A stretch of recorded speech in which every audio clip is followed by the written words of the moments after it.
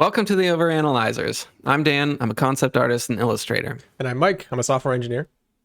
We are a weekly podcast, and this week we'll be talking about sort of our approach to learning that we've kind of been formulating over the last month or so. But first, we're going to take a shot, and then we'll get into it. Cheers. Cheers. Ugh, it's warm now. That's so good. All right. So last week, we kind of ended hinting that we wanted to talk about Marie Kondo, who is the tidying up lady. She has a series on Netflix where she helps people deal with the clutter in their house. I think she has a book too. And she has a method that she calls the Konmarie method that's pretty popular. And I'm going to talk about that for a bit, and then we'll explain why that has anything to do with learning something or why we are so fascinated with her. So I have, like many people, especially I think as you get a little bit older, you experience exactly what Marie Kondo is trying to address, which is you acquire a whole bunch of crap and you don't know what to do with it. And I, walk into the basement and it's full of stuff. And at some point it becomes a burden. It's hard to find anything. It's hard to deal with the fact that you just have all of this crap in your house. And listening to her talk and learning about her method, then actually trying it, was this incredible revelation of, oh, that's what you do. That she figured it out. She knows how you're supposed to deal with this stuff. So if all you needed to do to deal with all the crap that's sitting in your basement or your garage or your attic or whatever was to just throw it out, if you had a dumpster in the backyard and you said, okay, today we're going to take all the stuff and put it in the dumpster. I mean, that would be annoying. It would take a few hours, but it really would not be that big of a deal. Physically taking the stuff and throwing it away is not really the problem. The problem is that for all of those things, you have to make a decision about them. You take something and you have to say, do I want to keep this? Do I want to put this in the house? Do I want to store it? Should I try to sell it? Should I throw it away? And you start thinking about things like, how much did it cost? And how much is it worth? And do I have any friends that would want it? Or how much it means to you. There's there's a million things that start to run through your head of you trying to figure out, what do I do with this old toaster oven or whatever? Yeah. And most of those things that go in your head are things that you can't reason about very well. You don't really know how much something would sell for or how much of a pain it would be to sell it. You don't know if you're going to use it again or not. Maybe you'll, have somebody staying with you that wants a toaster oven, but maybe not. And so you have all these hazy, difficult to deal with, difficult to reason about thoughts running through your head. And so we talked about this in the procrastination episodes, but that's the perfect recipe for just not dealing with it. And you multiply that by every single thing that's in your house, and the task is monumentous. And she has this method where she says, no, don't do that. That's not the way you think about things. What you do, and I'm simplifying her method a little bit, but you put everything in a pile, and then you pick it up and you hold it, and you try to decide if it sparks joy or not. And if it does, you keep it, and if it doesn't, you throw it away. And there's a few other details, but that's pretty much the core of it. Wait, one more detail that I want to add is it starts with, you're supposed to imagine your ideal lifestyle, which I think is extremely important. I think it is too. When we'll start talking about learning, but right. You imagine your ideal lifestyle and then you put everything in a pile. You are supposed to visualize what you're actually after, right? So there's a couple things that method does, even aside from the visualizing. It changes the way you think about things, because when you put everything in a pile, the default action is to throw something out. Everything in this pile is going away, and you aren't deciding, do I throw this away or not? You're deciding, do I keep it? It reverses the decision process. And then it says, you don't think about any of the other things, the things that you can't actually reason with or make decisions on, and you focus on this very particular emotion that you don't even hear talked about very much. It's not really happiness. It's not, how does it look to you? It's, does it spark joy? Which is a weird thing, but when you start doing it, you start to recognize, oh, actually, I kind of get what she means. And you make that your point of decision. And that's it. That's how you decide what stays and goes. And so she essentially gives you a framework to think about things, whereas before you don't really have one. You just do whatever pops in your head trying to handle this situation that, you know, gets to be out of control. And I won't say it's perfect, but it's an amazing solution and way to think about this problem. And we alluded to this before, but I think that we need something like that in order to think about how you learn something.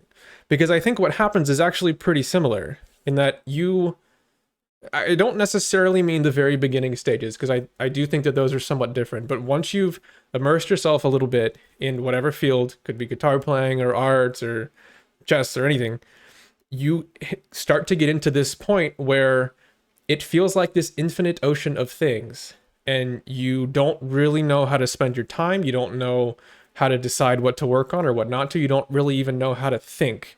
You tend to just do this thing over and over and hope that you're just going to get better as time goes on. That's the naive approach. It's equivalent to walking into your basement and just trying to figure out, am I going to use this in the future or not? Right. So that's what I want to get into. Yeah, well, the Marie Kondo thing, you always have that thing to fall back on. It gives you something like a home base to always go back to. Yeah. Does it spark joy? And I think that even if that isn't perfect, like maybe somebody else could have come up with a better way or a different way, but having any way of actually thinking about things, even if it's 80% good, is worlds apart from just having no way of actually approaching things.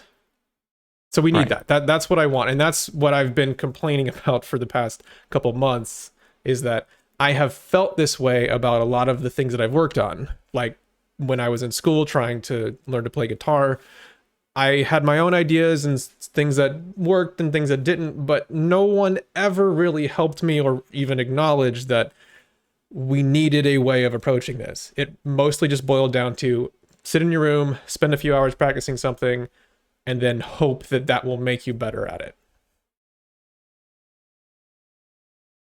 Well, let's talk more about the frustrations of not having that.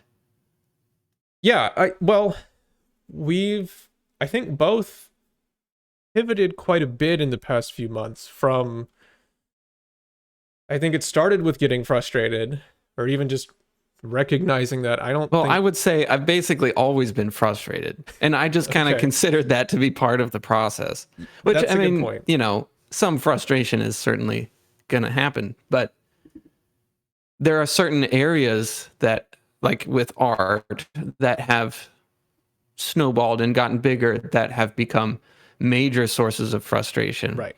And it's hit sort of a boiling point that I really need something simple to go back and reevaluate those things.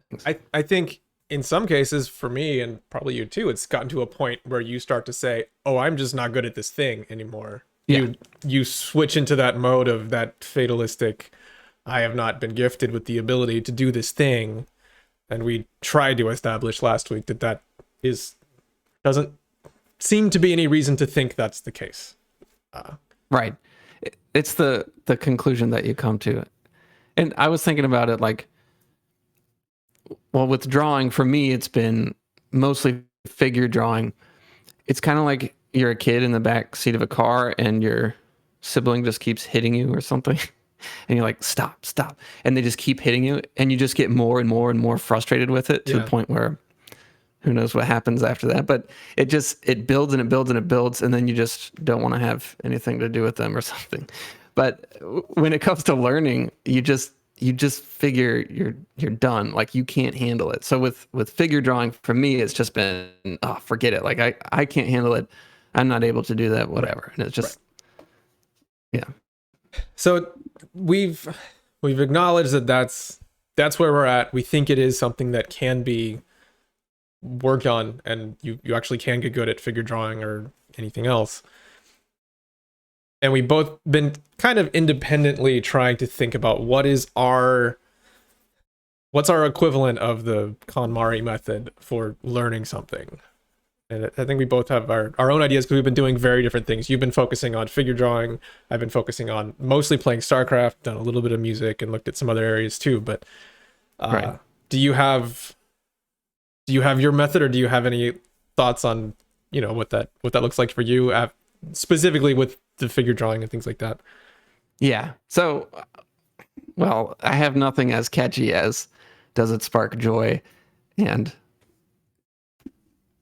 yeah, it's mostly a string of questions that from reading the book Peak, I took a bunch of notes and I took the ones that are most relevant to me and kind of put them into a short list.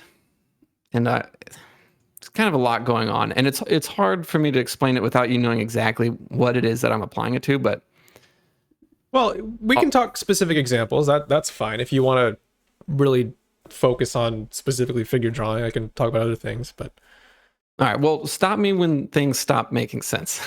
yeah, I will. I think that we should both acknowledge that Marie Kondo is trying to deal with something that is, I wouldn't say simple, but it's a bit more narrow than this extremely large question of how do you develop a skill to a really high level. So it's complicated, I guess is what I'm saying. And let's just acknowledge that I don't think there is anything quite as catchy and simple as what Marie Kondo has for this. So it'll take a while. So what I've been finding is that if I run through a few of these questions, I typically hit on one and I go, oh, that's the thing that I'm having trouble with. Whereas before it was just kind of this nebulous, I'm really frustrated, but I don't really know why. I'm just not cut out for this, whatever. So my first question that I ask myself is typically, do I know what it should look like if I did it the right way?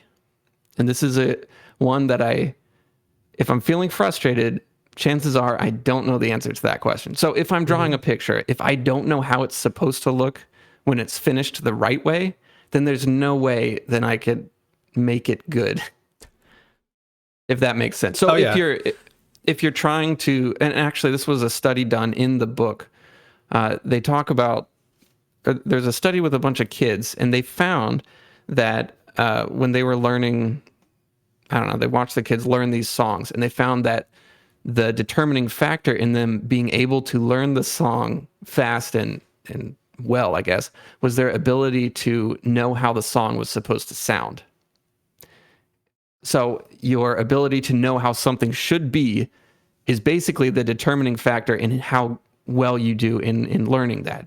And that was a huge epiphany for me. Yeah. It seems simple, like, duh, of course you need to know, how it should look or how it should sound when you're done with it. But a lot of times you just sort of don't even really consider that.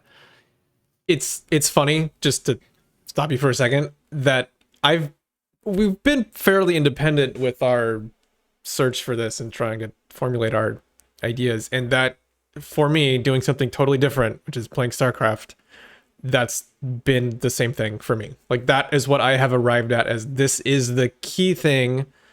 There's a lot of other things happening, but they mostly fit into that single concept, in that if you don't have this clear picture of what needs to happen, everything falls apart from there. Anyway, keep going. Right. Well, I mean, I could rant about this for so long because it was such a big epiphany for me. But, and actually, I'm in a band at work, like a little work band. So I've been playing guitar again for the first time in like 10 years. And there was a solo I had to learn. So I started learning the solo, and how I used to learn it, which was 10 years ago. I mean, when I was in high school or something. Yeah. And so all of my same patterns just show up again because nothing's changed since 10 years ago. But the way I would go learning that solo before was just sort of play through it, maybe listen to the song, look at the music, try it again, just mess around with things, experiment until sometime in the future, I eventually knew it at some level. But now I was doing that same thing, and then I stopped and I was like, wait a minute. Do I know how this is supposed to sound if I played it perfectly? Do I know how that feels? Do I know what that would look like? What am I really going for? And as soon as I did that, I listened to the song a little bit more, and I was really focused on crafting this perfect solo in my mind before I go about trying to play it. And it worked really, really well. I learned it exceptionally fast because you instantly see when you go off course. You instantly know when you've hit something wrong or when you're going the wrong way. Whereas before, if you don't really know the end result, you end up just kind of guessing, oh, I think that was wrong, or oh, that didn't really feel right, or something like that. But when you know it really well, you know exactly when you're going wrong. And it just instantly highlights the things you have to work on. I have this story that I think I may have told on my YouTube channel a long time ago, but it's still this really memorable moment in my college career. And I wish that this had happened sooner. I think it would have helped me a lot. But I specifically remember I was working on a duet with this other guy, a guitar duet. And it was the piece we were playing it's not what you would really think of as terribly difficult. It wasn't super technical, but it was long. It had some weirdness to it. I think it was a piece that was transcribed from piano or something, which for anybody who plays guitar kind of knows that when you write something for a guitar, it feels very natural. When you transcribe it from a different instrument, it feels really weird. Anyway, I'm trying to learn this piece, and there just had a lot of weirdness to it and things that were just really tripping me up. And I remember me and this guy, Danny, we were going to perform it in a concert for, hundreds of people. And every single time we ever practiced it or played it together, I would mess up during this one section of the music. Just every time. Not always in exactly the same place, but one way or another, I would get tripped up, and either I would just fumble and have to recover a measure or two later. That was best case. Worst case, we would just stop and have to pick it up, which is obviously terrible. And when you're in music school, or most colleges, I guess, your time is very limited. You have a million things to deal with. And so there was only so much time I could really dedicate to this thing, but it was getting closer and closer. And no matter what I did, and I practiced it, I could not get it to come out consistently good. Every single time we played it together, it messed up. And it was the day of the concert. And for reasons that I forget, I did not have access to my guitar for the 6 hours leading up to the concert. And I'm just thinking, this sucks. I know for sure that I'm going to play a concert in front of a bunch of people and I'm going to mess it up. That's what's happened every single time. But I did have the music and I was kind of desperate. So I just figured, all right, I got the music. I'm going to look at the music and see what I can do. And so I didn't have a guitar, so I couldn't play, but I could pretend to play in my head this piece of music. And so I take that difficult section and I just try to visualize, picturing my hands on the guitar, what do I do? And that, while I was doing that, I started to realize, wow, I'm very bad at this. I actually can't visualize what I am supposed to do. And it wasn't until after that I started investigating a little bit more about memory and actually found I think one book that talked about this. But when I was playing the piece, I was relying on physical memory, just trying to, have a physical sensation of what it feels like to play through the piece. I did not have a visual memory of what my hands needed to do in my mind. It was just purely physical. And because of the weirdness of the piece and how awkward it felt, that physical memory would just get messed up most of the time. Anyway, I visualized the piece, or that section of the piece that I always messed up. And literally the first time I ever played it perfectly was in that concert that night, because I had not played it. I had visualized it. And that was just this incredible epiphany to me of, oh my God, this is what was wrong, was that I could not picture what the piece was actually supposed to do, and specifically what my hands were supposed to do during that section. But once I could, like I said, the technical difficulty wasn't really that high. It wasn't, Right. It was a memory problem or a visualization mental picture problem. And once I fixed that, which was not all that hard to fix, it was gone. There was almost an identical example of that in the book, Peak, where this researcher followed this, I think it was a classical piano player, and she, was incredibly good, or, one of the best, whatever. But the way she would go about learning a piece is she wouldn't start playing it immediately. She sits down with the music and makes notation after notation, and she visualizes the way she plays the notes and the exact way the song sounds, and just taking all of these notes, building this thing in her mind, because she's good enough to where she can picture herself playing all the way through it. So I remember during that experience of me looking at the piece, the only reason I even thought to do that was because I had read somewhere about these really high level musicians and performers. I can't remember the book or what it was, but somebody was talking about how these incredible musicians could learn a piece on the train without their instrument. They could read the music and just learn it that way. And the author of whatever it was I was reading was describing it as if it was this incredible side effect of how good they were. They're this amazing musician. They're so good at what they do that they don't even need their instrument. They can just look at the music and visualize it. And what the author did not recognize is that was actually fundamental to why they were so good, is that they can visualize things like that. And that's what made me even try to do this, of just thinking, oh, well, I'll try visualizing it. And the effect was incredible. And I think that is one of the most key aspects of being really good at something, like being a guitar player or any kind of performer, is your ability to visualize things. When I was, oh man, now we're just going off on one point. That's fine. I have like 6 of these, but when I was in high school learning guitar, I was obsessed with learning music. And this is where I learned the most and became, good the fastest. This was my greatest era of improvement.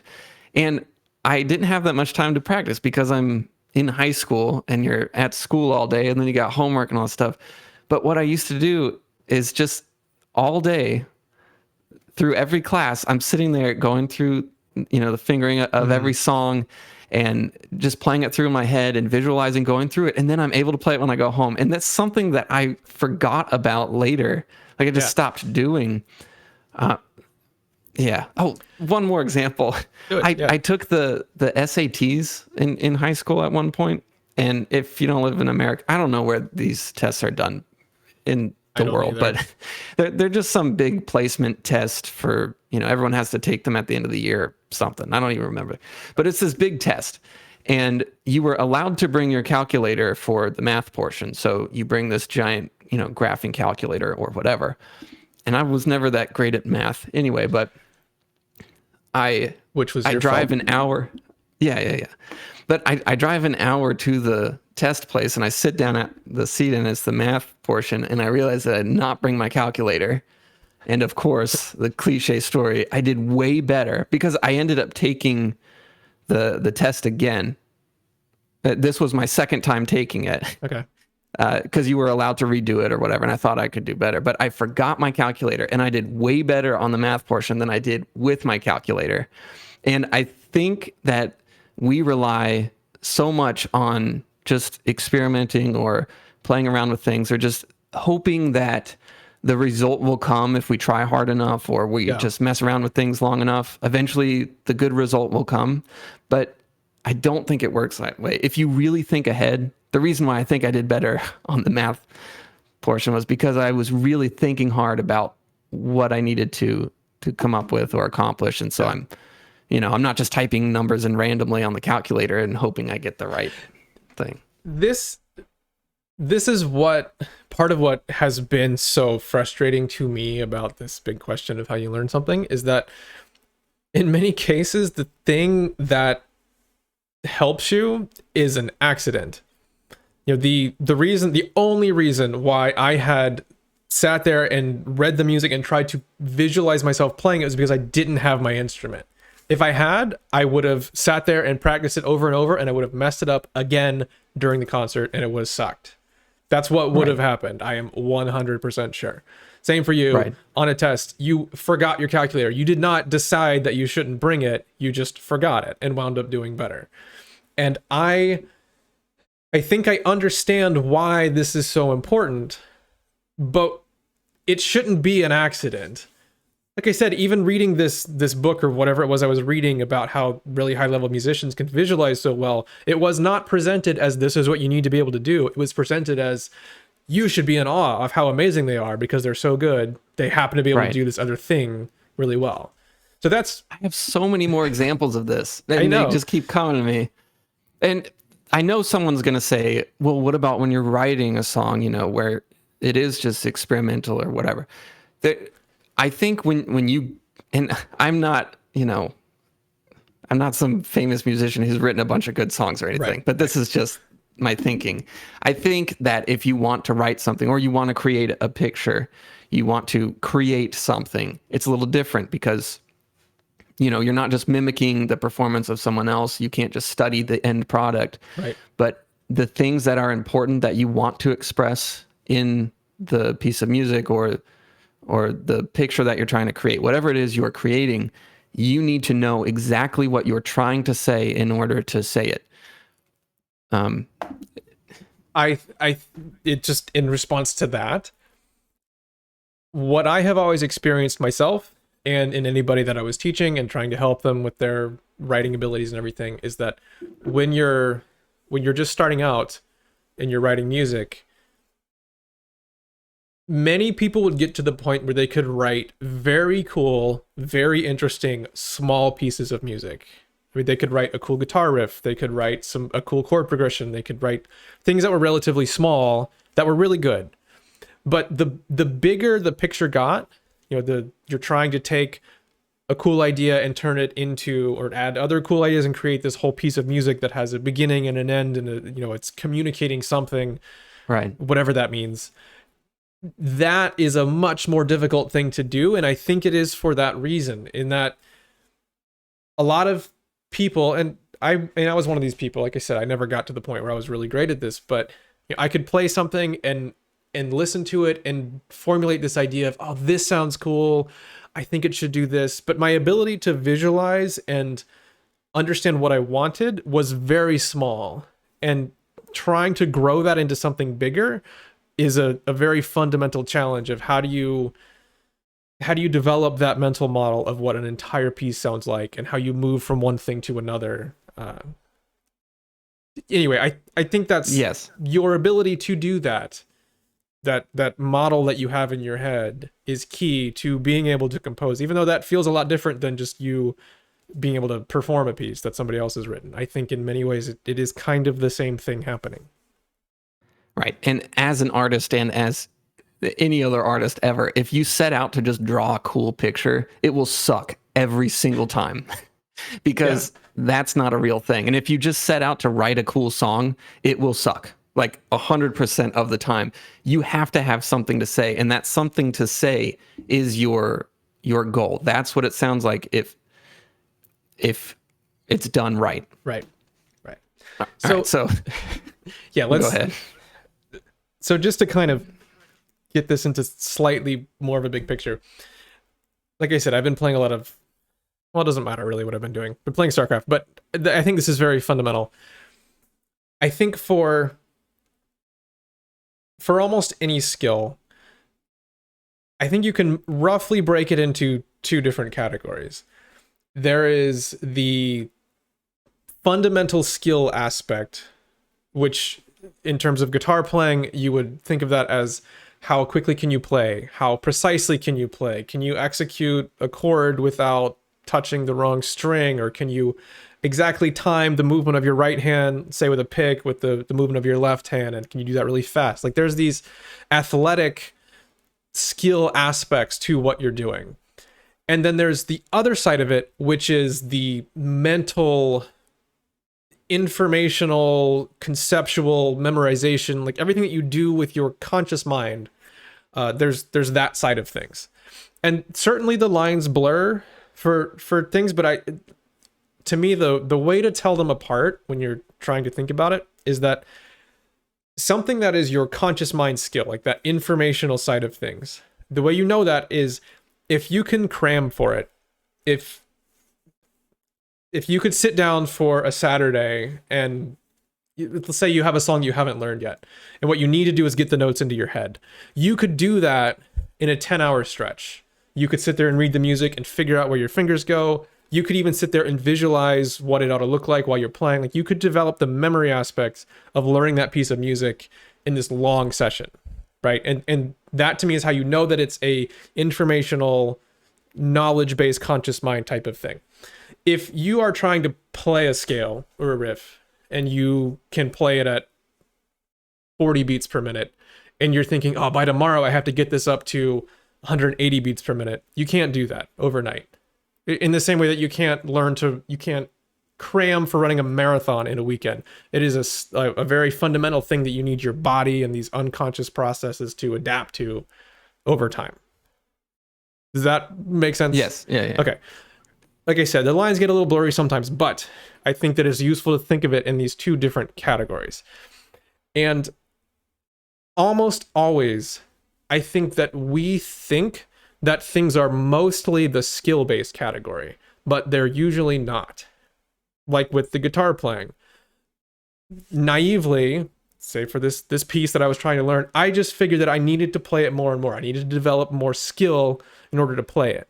But that wasn't the case. I needed to develop a clearer mental picture of what exactly needed to happen.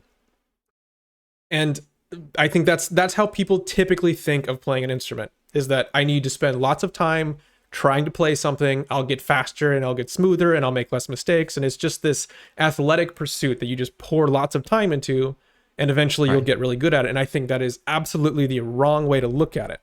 And certainly those things are there. Like you do have these fundamental athletic type skills that develop, but when you're getting stuck, it usually isn't that. Sometimes it is, and that's what you want, but it usually isn't. So going back to a couple weeks ago when we were talking about typing on a keyboard, right? The main point that we were trying to get across there is that if you just do something over and over, you don't get better at it. Unless it's very beginner stages and you're completely new to it, then you will adapt. But you very quickly hit this comfortable point where you don't progress, right? And that I think is the default state for almost anything. If you are playing piano, it's very, very likely as you practice that will happen, because that's just the natural thing, that you will play something over and over the same way. And you have to be very careful about getting yourself into a position where you actually are pushing your boundaries of those fundamental skills. They don't grow otherwise. They will sit right where they are, and you will not get better at moving your fingers accurately and playing faster and timing things correctly and all that stuff if you don't get yourself into that very specific position. So here's where I'm going with this. Most things, like that piece that I was trying to learn to play, the problem was a mental problem. It was me not being able to understand, not having that clear model of exactly what should have happened. And because of that, I never pushed my fundamental skills at all. I would play the piece, I would mess it up, I would fumble around, because the mental side of it was deficient. I did not have the correct model. And so the fundamental skills that I thought I was working on were not developing at all. You follow that? Mm-hmm. So I think that way of thinking applies to just about everything, in that you should try and separate out what those two things are. And when you sit down to practice and you just do something over and over, you should be able to recognize when you actually are pushing your fundamental skills up to their boundaries. And there's a million things that can prevent that from happening. We said it's the default thing that they don't get pushed. But the most likely thing, the thing that happens all the time, is that the mental model is deficient. You're missing something. And that will prevent you from ever pushing on those fundamental skills. So I started in my pursuit to, kind of learn how to draw the human figure. Been kind of pushing on that. So I recently started to just focus on drawing the skull. And it had been a while since I kind of focused on this. So I know a little bit, but I was definitely rusty. It's been a year or so. I decided to start drawing the skull a bit more. And at the very beginning, this is a couple weeks ago, at the very beginning, it's very difficult. I'm having to learn very fundamental things. And every time I draw it, it looks awful. And so then I fix it and I learn what's wrong and whatever. And then after a couple weeks or so, I get to a point where I'm able to hit most of the big or solve most of the big problems. And it's not great or anything, but it's to a point where it's not horrible. It's not so awful. It's mediocre and it's fine. And then it started getting, I was watching myself learn this, and it started getting more comfortable. And then I just kept doing it over and over again because, oh, hey, look, cool. I can draw a skull now. Look, oh my God, look, I can do it again. And it's great. And I realized after 3 or 4 days of that, oh my God, I have not improved at all because I'm now in a comfort zone. Like now I feel comfortable because I'm not dealing with anything horrible. And I've lost the need to learn much more, from that point of view. I've lost the need a little bit because now I can just comfortably just crank out skulls that look okay. And so that need goes away. The uncomfortableness of being pushed out of your comfort zone is gone. And now I'm just comfortable drawing these little skulls all day. Yeah. And I realized, oh my God, I'm not improving. I'm stuck in the comfort zone. And this is in the book Peak. And I know other things other than Peak, but it's the book I read recently. Yeah. So it's on my mind. But he talks about homeostasis, which is without knowing much about the brain at all. From what I understand, it is basically the equilibrium state of your brain. It's right? like a comfort zone for your brain. Yeah, pretty much. Yeah. It's not a resting state, but it's like a balanced state. Right. Right. Where it's not being forced to adapt. Yes. And if you think about how you build muscles, which is always like the fallback example of this, but the way you build muscles is you put strain on them, you put stress, you put a stimulant, and then the muscles adapt. And then you stress it more and they adapt, and you stress it more and they adapt. The brain works the same way. And it is fundamental to learning. If you don't stress the brain, it cannot adapt. So it just sits there. And what you need, when you're in your comfort zone, you are in homeostasis. You are stagnant and not going anywhere. Yeah. So if you continue staying in your comfort zone, you cannot, it is impossible for you to learn. You cannot adapt to anything new. So you're learning when you feel uncomfortable. It's this really weird, not great feeling.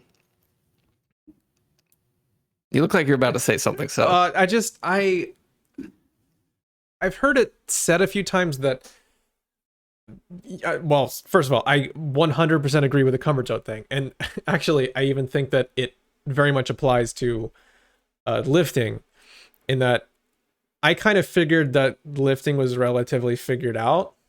You got a barbell, you put an exact amount of weight on it, you try to, push what you can do, and every week you get a little bit stronger. But in the past few months, I've been reflecting on this, and my deadlift is my best lift, and it has been for a very long time. I like the lift, I feel really good with it, and it doesn't matter what program I do, it doesn't matter how I approach it or how many times a week or anything. If I put effort into my deadlift, I get stronger at the deadlift.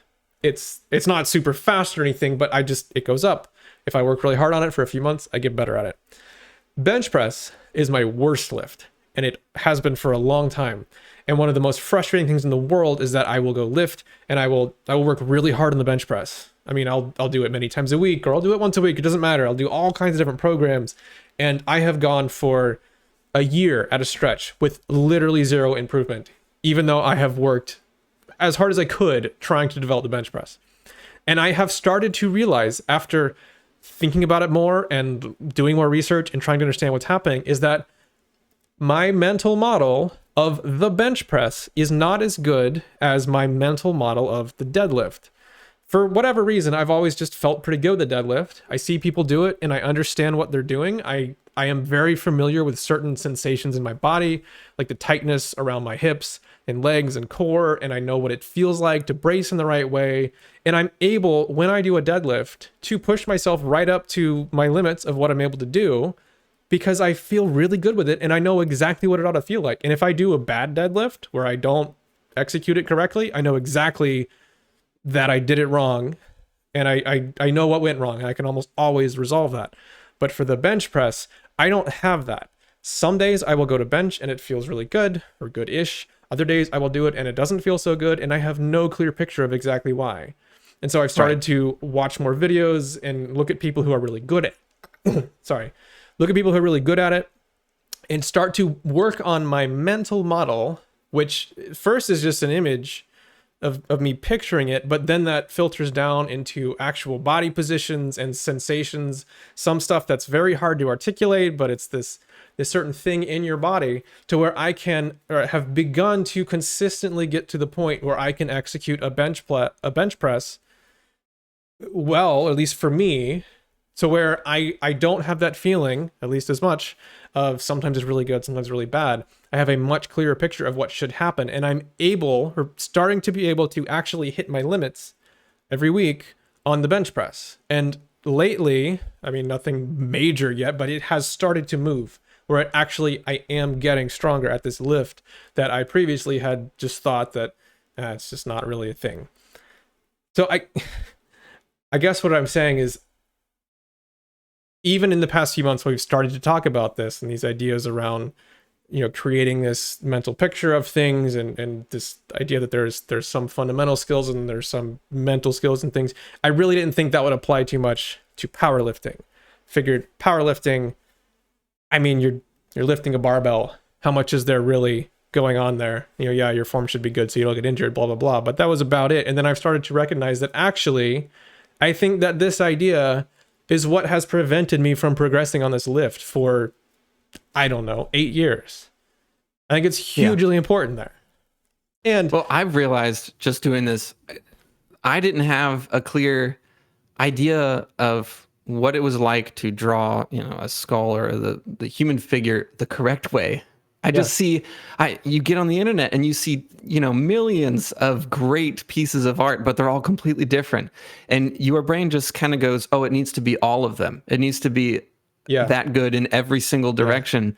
And you don't have that one clear example of what it really should be. Yeah. And this is kind of a tangent, but people that are really good, that started when they were children. So people that get really good at something when they're a child,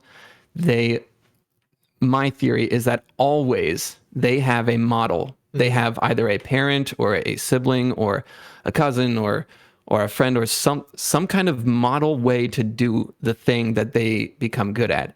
So like a prodigy child, almost or always, there is a person that is close by that they model. At the beginning, they model themselves after, and that's what kind of jumpstarts them on their journey, because it's a very single focus. It's a very shallow focus of a way to do something, and it just jumpstarts you right off the bat. Whereas an adult, we have just an infinite amount of models that we kind of just piece together. Yeah, and they're all hazy and blurry. Yeah, and we're like, oh, it needs to be good. And it needs to be like this person online, and I don't know. Yeah, I hope that makes sense, but no, it doesn't mean. But to me, this mental model is like the key to everything. Or it's been such a revelation for me that yeah. And I've been thinking about how. Let's take memory. This is something we read about in Peak. Not to use that as like the only example, but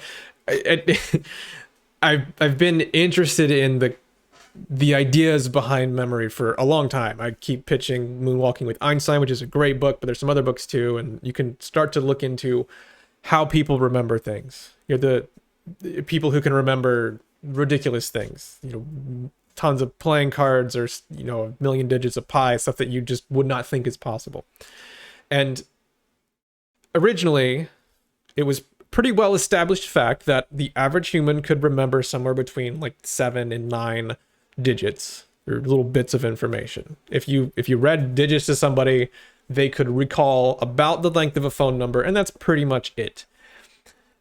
And it's funny, while I was reading Peak, I was listening to or reading about him talking about these experiments where he basically he had this guy, the author of the book, and he's a researcher, where he would read the digits to the guy and he would have to recite them. He'd read them at the pace of 1 digit per second, and he would be able to recite at first around 7 to 9 digits. And they were trying to investigate if you actually could push this ability further. So he would basically be going 1, 7, right, 9, right. Something like that. And the guy would have to recite it back. Right. And so at first he would read off 8 digits and the guy would have to recite them. And if he was able to do that, they'd go to 9 digits and then he would have to recite them. And they looked to see how far they could push this. And I'm reading the book thinking, doesn't this guy know that we figured this out, that we know the techniques to do this now?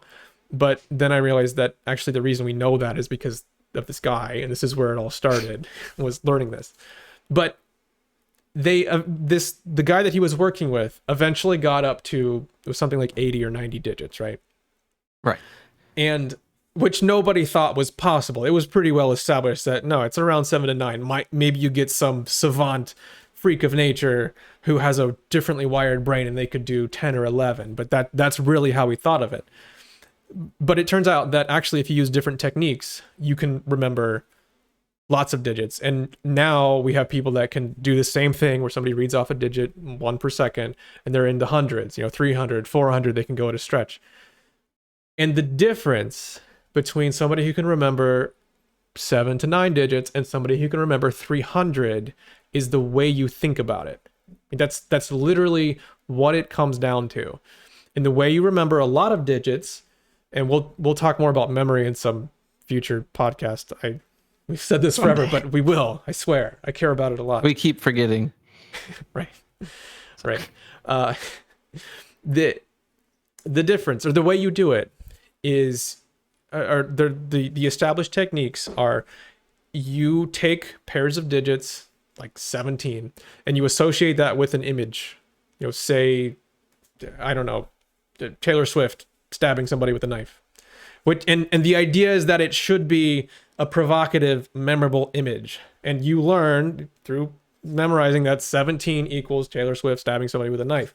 And then the number 42 is something else. It's a banana. And then if somebody reads 1742, you picture Taylor Swift stabbing a banana with a knife. And there's other techniques too, like the method of Loki, where you picture a location and you put the things in there. And basically you add together these very odd techniques that it's weird that that's how you do it. That the actual way that you learn to memorize hundreds of digits, you increase your ability beyond the average human by 1,000% or more, is that you picture Taylor Swift with a knife stabbing a banana. Like, that actually is the answer to that problem. And I was reading about the history of this, in that we have actually known this for a long time, that this is the way you memorize. We didn't necessarily have it quite as refined as we do now, but hundreds of years ago, this was actually taught in schools, that the way you memorize things like that was to create these very vivid mental pictures that your brain is very good at holding on to. And at some point, the authorities decided that this was a bit weird and maybe a little bit sacrilegious. And so they decided to not teach that anymore. They actually banned it from schools and said, this is weird. Let's not do that anymore. And now the average number of digits that a person can remember is 7 to 9, because we dismissed it collectively as a society because it was kind of odd. And it only has recently come back as the way we think. But anyway, without getting too far into the memory side of things, what is so incredible to me is that we would discard the answer to the problem of how you remember things because it's kind of odd. And I think that that is what happens across the board for all kinds of things, like how do you get really good at music? I think a big part of the answer is that you need to develop your ability to visualize things. But we don't really talk about that because it's kind of weird and it's a little bit nebulous and it exists in your head and you can't really print that on a page and say, do this. So we mostly just dismiss it or don't even really acknowledge it. And I think there are a lot of things like that that go into developing your skills. And the plan for the foreseeable future is to try and investigate a lot of those things. But I don't know. That's just really mind-blowing to me that's where we're at. Well, we're talking about them. So yeah, we are. Yeah. All right, so I guess we don't have much time, but for me, the questions that I run through when I run into a problem or I'm having trouble drawing something or whatever it is, do I know what it would look like if I did it the correct way? That is absolutely number one. Number two, which is also probably the most important thing ever, is, are you completely focused? And that goes into, well, this comes up all the time because I'll think that I'm totally focused, but I'm not. I have the music on in the background or something's going on or I'm thinking of something else and I'm not completely focused on the task. And in order for you to improve at something or to really be pushing the boundary of what you are doing, you must be completely involved, completely focused. Every conscious action that you're taking needs to be towards the thing that you're doing, because that's the only way to push your limits. So if you're not totally focused on something, then that could be a reason why you're screwing up. And it happens to me all the time. And it seems really simple, but you don't typically consciously ask yourself, like, because even if you have nothing else going on and you're working on the thing, like if I'm drawing a picture, there's no music on, there's nothing going on, it's just me in the picture. I don't typically consciously ask myself, am I totally focused on the thing? Yeah. But I'm starting to, and I'm realizing that a lot of the time I'm not. And as soon as I consciously decide to completely be fully absorbed in the problem, then I start coming up with some solutions. So that would be my number 2 question. Yeah. I think we'll get more into this next week. I've decided that for anything that is sufficiently complicated, like being a performer or an artist, tic-tac-toe isn't like this because the game is not sufficiently complicated, but chess is. For anything that is very difficult, where there isn't really a skill ceiling, you don't see people hitting the very top and then stopping, where, the highest you can get is 1800 rated in chess and that's it. Like there's really no limit to it. For anything like that, I think that the potential complexity for your mental model is infinite. Like there is no limit to how many different branches and concepts and visualizations that exist in your mental model, right? Like right now you're working on drawing the skeleton. I don't think there's any real limit to how detailed and intricate and perfect that could be, right? I mean, no. I mean, and there are certain artists that are just so phenomenal, like some inhuman level, and you watch them and it's just... And they could be better. Like even they have a mental model that is not utterly perfect. There is some pose, some position, some particular area of a skeleton that they could not draw perfectly.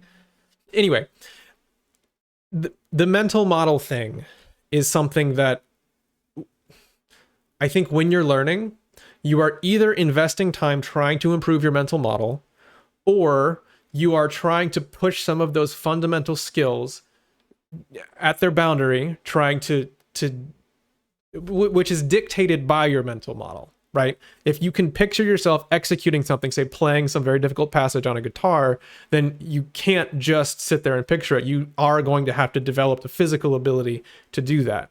So you're either improving your mental model, or you're pushing those fundamental skills, or you are just wasting time. That's it. Those are the 3 buckets that your time goes into. And it is unbelievably easy to sink time into the wasting time bucket. That, like we said, that's the kind of the default thing that your body and your mind tend to want to do.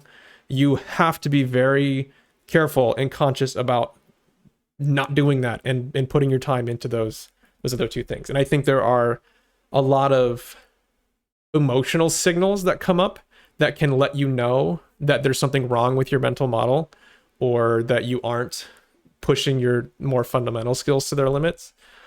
And I think maybe next week we start getting more into that, about how do you know when you're improving your model, and how do you know when it's missing, and things like that. Yeah.